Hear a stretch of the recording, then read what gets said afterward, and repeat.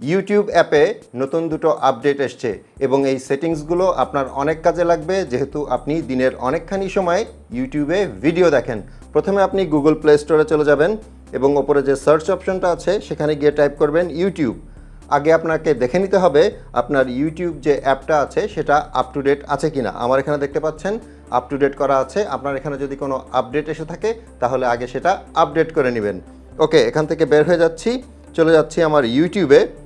প্রথমে যে সেটিংসটা করে নেবেন সেটা হচ্ছে আমি যদি এখান থেকে শর্টস যে ট্যাবটা আছে নিচের দিকে সেখানে ট্যাপ করি এবং শর্টস ভিডিওতে যাই, যে কোনো একটা শর্টস ভিডিও চলছে, আমি যদি একটু ট্যাপ করি মানে পজ করে দিচ্ছি।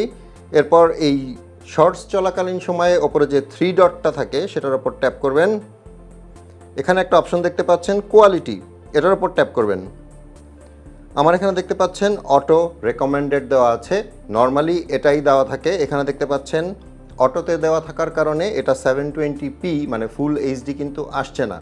এখন এখানে যে অপশনটা আছে হায়ার পিকচার কোয়ালিটি, আমি যদি এটা সিলেক্ট করে দেই তাহলে যেটা হবে আপনি যখনই এই শর্টস দেখতে থাকবেন এবং একটার পর একটা শর্টস স্ক্রল করতে থাকবেন, প্রত্যেকটা শর্টসের কোয়ালিটি কিন্তু আপার কোয়ালিটি হবে, মানে কখনোই কোয়ালিটি ফল করবে না। মানে আপনার নেটওয়ার্ক যদি কখনো কমে যায়, মানে নেটওয়ার্কের স্পিড যদি কখনো কমে কিংবা বাড়ে, সেক্ষেত্রে কিন্তু ভিডিও কোয়ালিটি আপ ডাউন করবে না। সো আপনি একই রকম ভিডিও কোয়ালিটিতে শর্টসগুলো দেখতে পারবেন। আগে এটা শুধুমাত্র লং ভিডিওর ক্ষেত্রে ছিল, এখন শর্টসেও দিয়ে দিয়েছে। সো আপনি অনেক সুবিধা এখান থেকে পাচ্ছেন। এখানে আরও একটা সুবিধা আছে, সেটা হচ্ছে ওপরে আবার থ্রি ডটে চলে যাবেন, আবার কোয়ালিটির ওপরে যদি ট্যাপ করেন নিচে একটা অপশন আছে ডাটা সেভার। যদি আপনি চান যে না ভিডিও কোয়ালিটি আপনার কাছে ম্যাটার না, আপনি যেহেতু মোবাইল ডেটা ব্যবহার করে ইউটিউব দেখেন, সো আপনার এমবিটা সেভ করা অনেক ইম্পর্ট্যান্ট, তাহলে এই নিচের অপশন যেটা আছে ডাটা সেভার, এটা আপনি সিলেক্ট করে দিতে পারেন। এখন 2 নাম্বার আপডেট যেটা এসছে সেটাতে যাওয়ার আগে একটু বলি, আমার এই ইউটিউব চ্যানেল এবং ফেসবুক পেজে আপনারা পাবেন এই ভিডিওটার মতো আরও অনেক ভিডিও এবং মোবাইল রিলেটেড বিভিন্ন রকমের টিপস অ্যান্ড ট্রিক্স। সো আমার পরবর্তী নতুন ভিডিওগুলো দেখার জন্য আমার ইউটিউব চ্যানেলটাকে সাবস্ক্রাইব করে নিতে পারেন এবং ফেসবুক পেজটাকে ফলো করে রাখতে পারেন। যারা অলরেডি কাজগুলো করে ফেলেছেন থ্যাংক ইউ সো মাচ। আর এই ভিডিওটা দেখে ভালো লাগলে কিন্তু লাইক মাস্ট।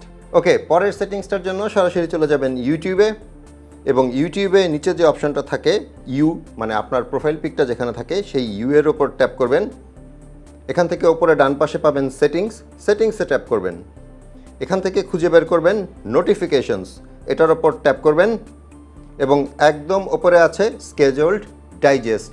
এটা কিন্তু একটা চমৎকার ফিচার। আমি যদি এটা অন করতে যাই এখানে একটা টাইম চাবে, আমি আগে একটা টাইম দিয়ে দিচ্ছি। ফর এক্সাম্পল এখানে আমি সন্ধ্যা 8টা করে দিলাম, এরপর ওকে করে দিলাম। এই সেটিংসটার সুবিধা যেটা সেটা হচ্ছে আপনি তো মনে করেন অনেক চ্যানেল সাবস্ক্রাইব করে রেখেছেন যেগুলোর ভিডিও আপনি রেগুলারলি দেখেন, কিন্তু দেখা যায় এক একটা চ্যানেল ভিডিও আপলোড করে এক এক সময়, মানে কেউ হয়তো সকালে আপলোড করে, কেউ বিকালে আপলোড করে, কেউ হয়তো রাতের বেলা আপলোড করে।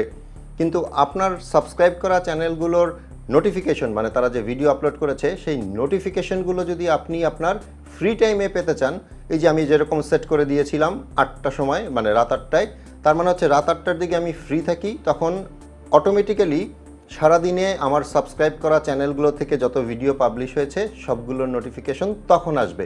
জিনিসটা কিন্তু খুবই কাজের, কারণ দেখা যায় আমরা যখন বাইরে থাকি কাজ করতে থাকি তখন নোটিফিকেশনগুলো আসে এবং সেগুলো আমরা মনে রাখতে পারি না।